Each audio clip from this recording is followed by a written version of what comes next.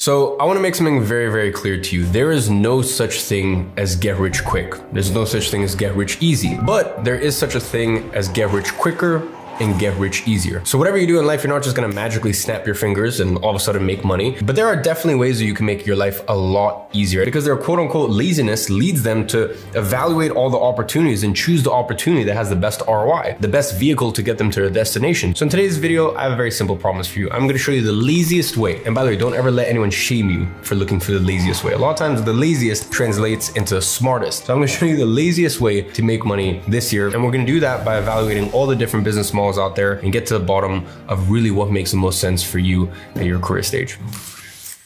All right, so listen, as a 9-figure entrepreneur, I've been asked this question over and over. And a lot of people, I come from a very unique perspective because I own multiple software companies. I own multiple physical product brands, for example, like my eyewear business. I got my start doing service businesses. I've been one of the most successful people in digital products probably ever. And at least at this current time, I'm the #1 digital product expert in the world. And as I said, going back to my software companies, one of the companies that I own is a company that helps people with digital products. And at the time of recording this, at least people make about $100 million a month on my platform. So I'm in this very interesting position where, I've had service businesses, I have some bootstrap software companies, I have some VC funded software companies, I have physical product brands, I have consumable brands. Like my investment in my empire is so far reaching. So I'm not really married or obsessed over any one model. They can all work. I'm just trying to be honest with you guys and show you which one is really the laziest one, aka the smartest path. So that way you're not working 60, 70 hours a week on this thing that may or may not work. So that's why in today's video, we're gonna answer a very simple question. How can you make the most amount of money with the least amount of effort? You see, in 2025, there's this whole stigma, there's this whole grind culture where anyone asking this question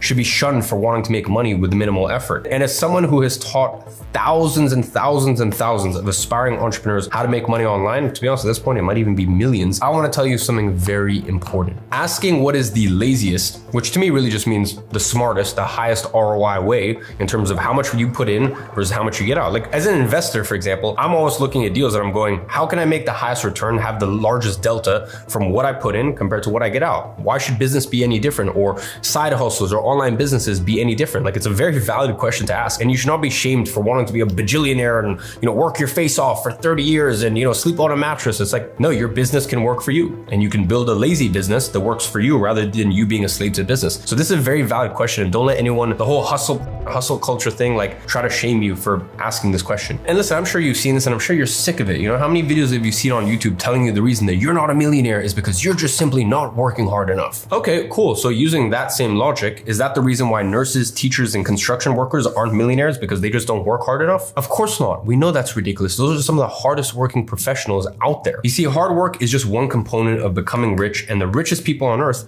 they know this, they understand this. As Warren Buffett once famously said, it's not about how hard you row, it's about what boat that you're in. So in very simple terms, the business model you choose is more important than the hours you dedicate to it. Some business models require more work than others to achieve the same result. That is quite frankly a fact. So today, I'm gonna help you find the laziest business model. I'm gonna compare 5 different business models. And by the way, this is speaking from experience, not a, hey, well, I think this one's harder, or I think this, like, by the way, coming from someone who's made $1 million in profit with every single one of these models, literally every single one of them. And some of these models I've made up to $100 million from. So like, trust me, I know what I'm talking about when I speak about this. And we're gonna compare them to find the one that allows you to make the most money with the least effort. So to compare these business models, let's use 5 categories to accurately assess which business model is truly the laziest. The first one is upfront capital. Now, the capital category measures the minimum dollar amount you need to spend to start the business and get it off the ground. Next is scalability. Now, scalability measures your ability to make more money without doing additional work. Next, we look at fulfillment. Now, fulfillment measures how challenging it is to deliver whatever it is that you're selling. Next, we look at risk. Now, different business models have various levels of risk. Risk is usually linked to time and capital. And by the way, I am not a fan at all of risk when it comes to starting a business. Now, later on in your life, you can take big bets. A lot of times when I start companies or, even my existing businesses, the other day we sent a $500,000 wire for our next batch of product for the eyewear company. Or for example, when I started Big Day, my consumable brand, we put almost $1 million into stock just from the get-go. And as time goes on, you can put more risks into these businesses. These days, I'm taking very, very big risks in terms of my capital in terms of how much money I'm investing in businesses. That's really what I've been doing the majority of last year in my free time, is just buying up a lot of companies. And usually each month I reveal one of those. I'm sure some of you guys saw, I took a major stake in a company called WALP as a co-owner, whether it be that or another one of my companies, Lyra, that I invested in last year. I'm currently a shareholder in that company. We just got accepted into Y Combinator. And in a few months, when we open up our first official round, I would have made about a 15x in that company. So all of these are great, but they're risks. They're big money risks. A lot of times these risks cannot work out. So me in my career stage, if I write the checks that I do and things don't work out, if I invest money into this company or that company, it's okay because I have the risk tolerance and I'm farther into my career. Whereas when I first started, I'm really not a big fan of risk until you've had many, many years under your belt as an entrepreneur. Next is difficulty. Now, difficulty measures how hard it is to understand the business model and how much trial and error is involved in building a successful business. So, to truly find the laziest business model, we really need to start by finding the business model that meets these following criteria. Upfront capital is low, scalability is high, fulfillment is easy, risk is low, and difficulty is easy. If we can get one that has all of these, well then, amazing, we are in business. Now listen, I know there are thousands of entrepreneurs out there telling you how easy it is to make money with the model that they use. As I mentioned to you before, there's one very key difference between them and me. The reason that these people tell you that their business model is the easiest is because that is the model that they succeeded in. I have succeeded in all of these models, either previously or currently still in this moment. So that is why you truly came to the right place with this video, because I have a full 360 view of all of them, and I truly understand which business models you can make the most amount of money with the least effort. So as I said, today I'm going to share behind the scenes of some of the most popular online business models. As I mentioned, no one is more qualified to share this on YouTube because I've succeeded with all these, whether that be consumable brands, software, digital products, agency services, once again, physical products. And with most of these businesses, I have multiple companies within those product categories. So let's start with one of the most common online business models. Dropshipping. I mean, dropshipping seems pretty easy, right? You just find a product that people like, you find a supplier from a country like China, you list the product on your website, and the sales start rolling in. Voila, surely. And the best part is that all of the fulfillment is taken care of by your supplier. Well, my friend, I wish it was this easy, but unfortunately, it's not. So let's see how dropshipping stacks up in our 5 categories, starting with upfront capital. You see, one of the most expensive parts when it comes to starting a dropshipping business is finding a winning product, or at least a legal one. Anyways, that usually requires weeks, if not months, of running paid ads just to see whether you have found a product that actually sells. Then when it comes to scalability, I mean, to be honest, it really depends. Traditional dropshipping isn't scalable at all. Dropshippers continue to test products, always closing old stores that are dying and building new stores for the next fad or the next product that they find that's a winner, but then fades over time. So if you're building real, actual brands, like I do with my e-commerce products, then yeah, sure, it can be very scalable. But then again, I say that, and there's issues all the time, even just yesterday. Listen, it wasn't a massive order. It was only about 1,000 units. So those 1,000 units of one of our SKUs at the eyewear company, whatever, that's 125 grand worth of sales or stock. So it's a very small part of our order. But anyways, in the production, there was some discoloration. For us, that's not acceptable. We're never going to sell that to our customers. So there we go. Now I'm set back 2 to 3 months on that specific SKU. So it is scalable, but you can, anytime you're making anything tangible, there can be a lot of issues involved. But anyways, back to the point. If we're doing it like this and, building a real brand and all this stuff, that doesn't fall under traditional dropshipping anymore. These businesses are highly complex with multiple parties being involved along the supply chain. So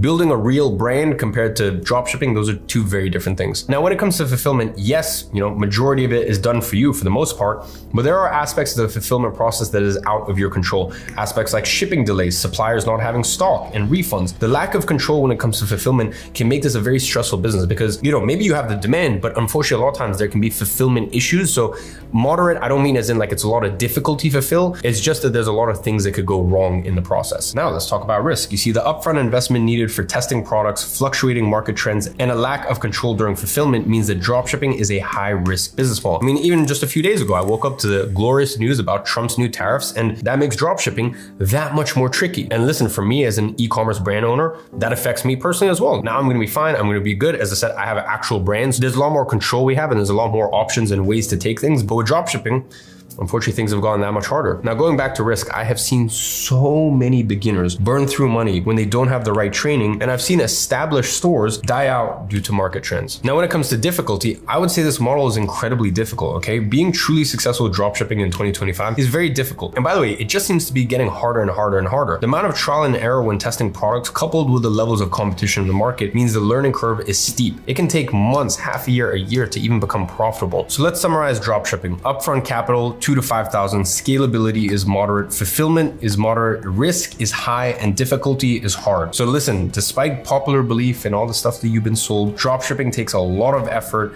and high risk tolerance to be successful. So let's talk about the first model that I used to make money online. Social media marketing agency. A social media marketing agency is a service-based business where you offer specific marketing services to businesses in exchange for a fee. Now, these services include services like paid traffic, SEO, web development, social media management, as well as lead generation. I have openly said many times that SMMA is one of the best business models for beginners, but let's see how it performs in the 5 categories. So let's talk about upfront capital because this is really where SMMA excels. SMMA is a sweat equity model. It doesn't require thousands of dollars in software or paid ads to keep upfront costs low. All you need to get started is a laptop, Wi-Fi, and some basic software. It's very cheap to start. Now, one thing that SMMAs aren't particularly good at is scalability. Agencies can be scaled, but it comes at a cost. Because it's a service-based business, every additional client adds more work and more complexity. And there becomes a point where agencies become so complex that simply the extra juice just isn't worth the squeeze. And that's why for so many years, I kept telling people, agency is a great business model to get to 10K a month. If you go look at my YouTube channel, I wasn't telling people you're gonna make 100K a month, any huge numbers. I just said, listen, if you want to have a great lifestyle business to make 5K, 10K, 15, even upwards of 20K a month, great business model. Scaling past there, becomes a little tricky. Now let's talk about fulfillment. You see, fulfilling the services you provide when running an agency can be pretty simple due to contractor arbitrage, but that is only one side of it. And by the way, contractor arbitrage just means you find someone to deliver the service in a country where the US dollar, the buying power is substantially better. You pay them $500 per month per client. You charge the client $1,500 or $2,000. And by the way, it's so funny in the past when people have argued with me about this, it's like pretty much the entire global economy works on an arbitrage model. That's why dropshipping, for example, is an arbitrage model. So this model is omnipresent. It's everywhere in the world. It's just with SMA, you apply it to services. Now, some downsides, you have to manage a full team and deal with clients on a daily basis, which doesn't align with our goal of finding the laziest business model. I would say agency is a great business model, but you learn so much as an actual business owner because you have to be truly a business owner. You have to be switched on, you have to be on the ball. Risk, once again, SMA is one of the lowest risk business models out there. It's amazing because it doesn't require huge capital injections to get started, and you have a lot of control over the fulfillment process. This is one of the main reasons why I have always said that SMMA is one of the most beginner-friendly business models out there. When it comes to difficulty, I give it a moderate. SMA has become a lot harder over time. There's no denying it. Obviously, as markets start to become more mature, a lot more people come into market. It does get trickier as time goes on. There's definitely more competition in the market than when I first started, and it is a business model that requires you to master various different skills such as prospecting, outreach, sales, and management. You actually have to be a real business owner and be skilled in multiple different domains. So to summarize, upfront capital, $50 to $200, scalability, low, fulfillment, moderate, risk, low, difficulty, moderate. So to summarize, SMA is a business model you can start with almost no risk, but a big drawback, especially when you're looking for a low effort business, is that scaling often leads to complexity and increased workload. So let's talk about a big one. You see, a lot of new business owners want to start by creating the next big app. So let's break that down. Software. You see, some of the most famous entrepreneurs have made millions, even billions of dollars in software. And this leads aspiring entrepreneurs to believe that software is the best business model to get rich. And listen, I can tell you from experience that software is one of the most difficult business models to succeed in. I've built my own software company, Flozy, from scratch, and I've also invested in various others. Using my experience, let me use the 5 categories and show you why software is not for those who want to build a business with minimal effort. So let's talk about upfront capital. You can look at minimum $250,000 to build a solid software company. If you're trying to build a software company that will make you rich, you either need a lot of your own capital to invest, or you need hundreds of thousands, if not millions, in funding. By the way, even if you already know how to code, you're going to need a team, and software developers are not cheap. On top of this, you will need an extensive marketing budget to get the business off the ground. Now, I will say scalability is very high, and the reason that software has created so many billionaires is because it is highly scalable. Once you have your product, it is just about getting more and more users. That being said, there are complexities that arise as you scale. Your team is going to have to grow in departments such as developers, customer support, as well as client success. Fulfillment is very difficult. Building a software will take months, if not years of hard work. And even after the product is built, software demands ongoing development of new features as well as ongoing bug fixes. Now, when it comes to risk, this is a real drawback to software. Very high risk. Software is one of the riskiest business models out there. If you're using your own capital, all of that money can be lost if the business doesn't work. And in many cases, software entrepreneurs are using money from investors, which adds an extra layer of risk on top. For difficulty, it is extremely hard. The software industry is one of the most competitive markets on earth. It also requires a huge amount of technical skills,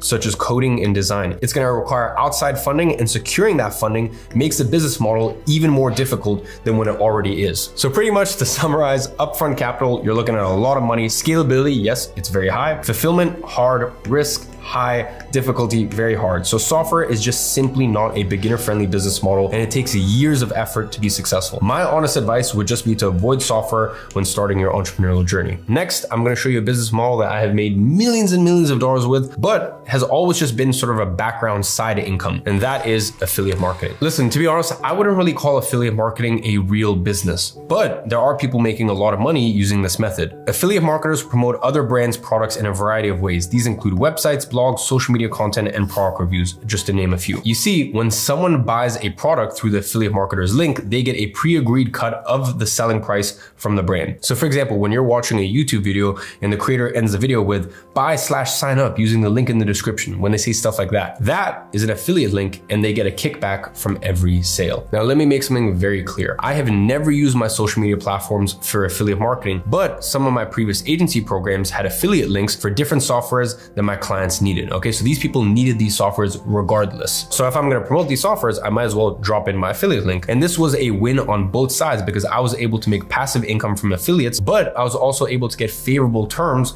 for my clients and users for software that they needed regardless. Now, being fully transparent, I don't really use affiliate marketing anymore because I now have the resources to build custom softwares for my users. So rather than recommending softwares, I either just create my own or I just invest and buy into existing software businesses. So that way I can control them and I can tweak them as I like. That being said, is it a method that you can use to make money with minimal effort is a real question. Well, let's take a look. Upfront capital, probably $100 to $200. I mean, affiliate marketing requires minimal upfront investment to get started. A majority of your capital will be spent on content tools like editing software and maybe some AI tools to make the process easier. Scalability here is moderate. Affiliate marketers can promote as many products as they like. There's an endless amount of affiliate programs out there. So the scalability constraints really comes into play when it comes to actual content. It is impossible to promote hundreds of products in one piece of content, which means the more content you make, the more products you can promote and the more money you are able to make off the back of it. Now, when it comes to fulfillment, it's relatively easy because the physical product fulfillment has nothing to do with you. So in this regard,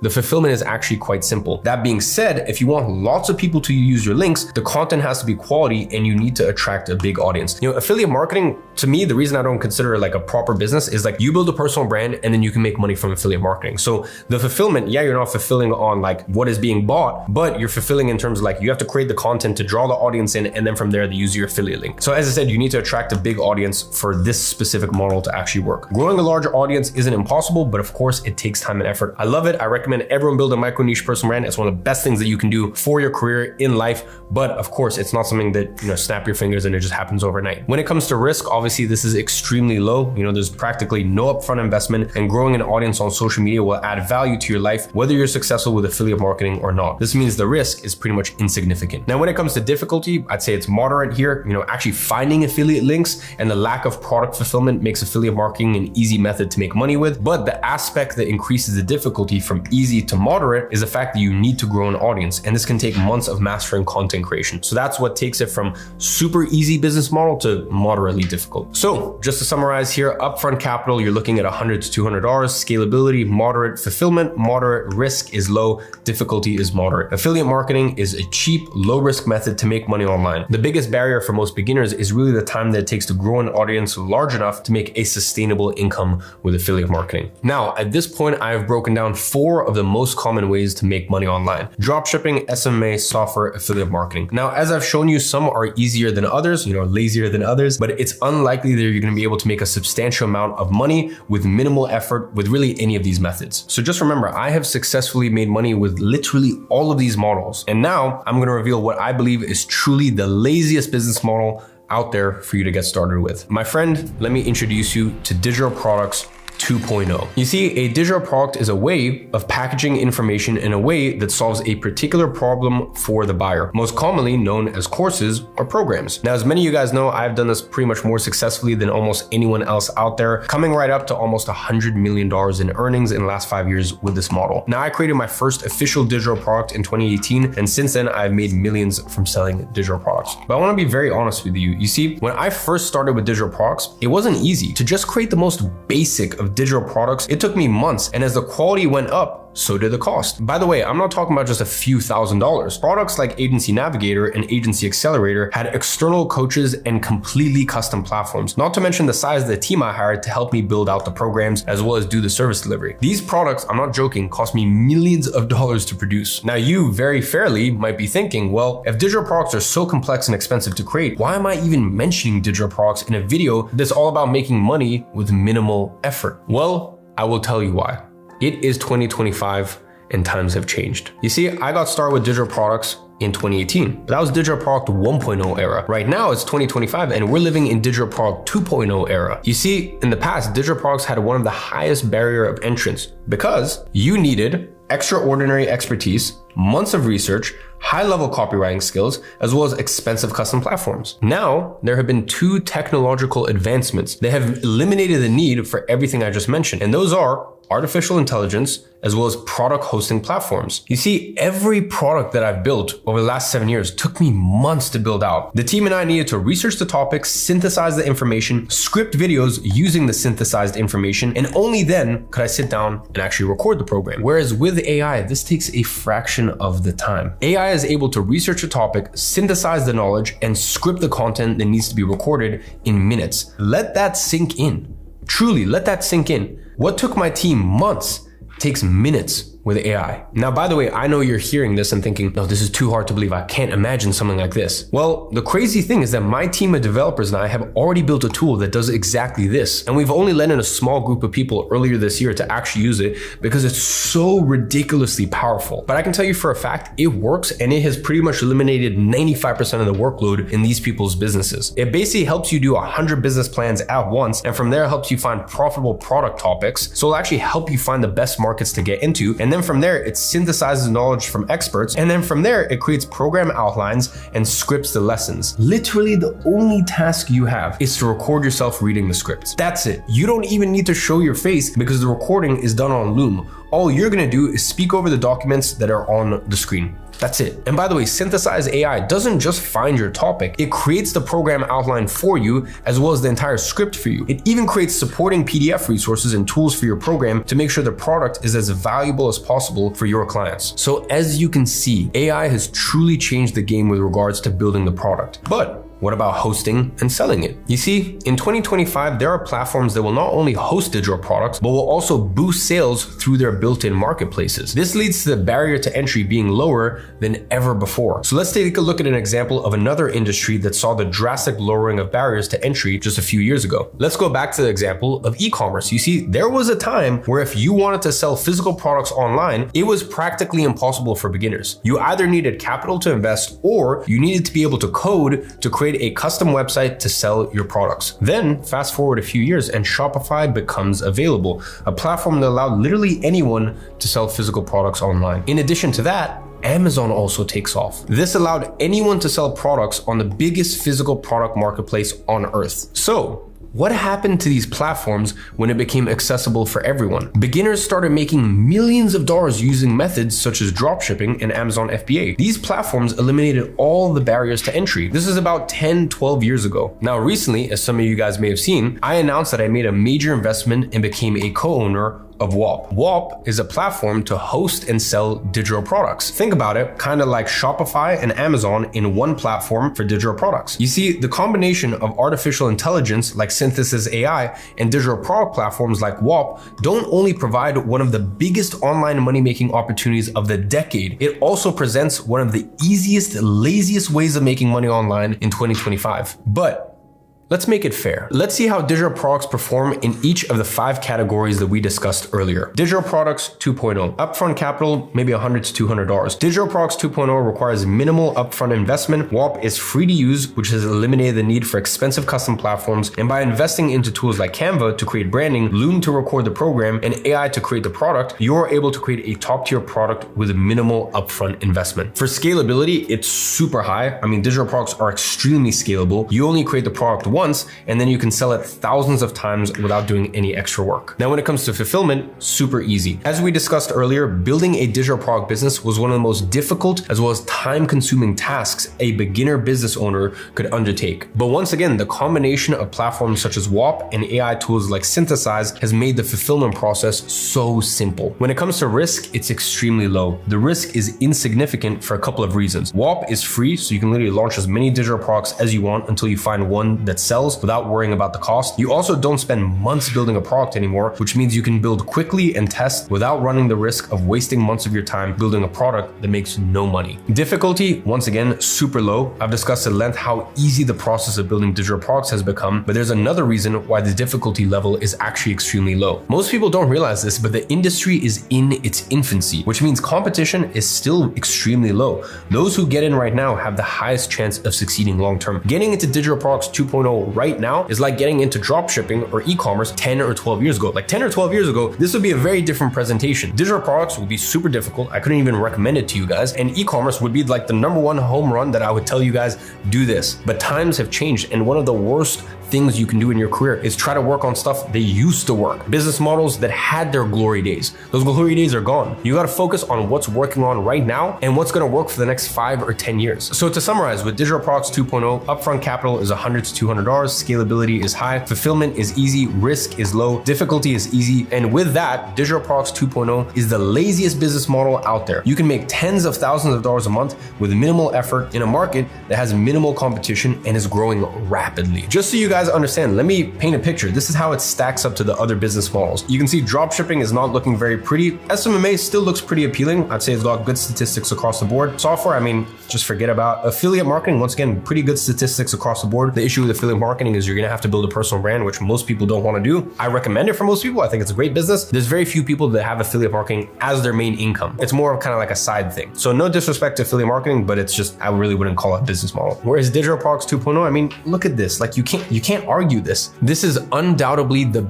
biggest opportunity in the online space right now. I mean, do you think I would have invested in a platform like WAP if I didn't believe in the future of this industry? Listen, I'm extremely logical. I spent 2 years evaluating every single company in the space, looking at the intimate financials of every single company in the space, looking at the trajectory of the space, because when I'm gonna make such a massive investment and take a huge stake as a co-owner in such a big company, which quite frankly is a huge financial risk, but I sleep easy at night knowing it's not a risk because I see the trajectory of where digital products are going, and truly it's like getting involved in e-commerce, in Shopify, in dropshipping 10, 12 years ago. You're coming at just the right time before things explode. And if you get in right now, you're going to be compensated very generously for it. The digital product market is projected to more than double in size over the next 5 years. By 2030, we're looking at almost $1 trillion a year industry. It's insane. So quite simply, you have a decision to make. Are you gonna get in early and get your slice of the cake, or are you gonna wait and fight for the crumbs once the market is ultra competitive? That, my friend, is the decision that only you can make. As always, I'm watching from afar and I'm rooting for you.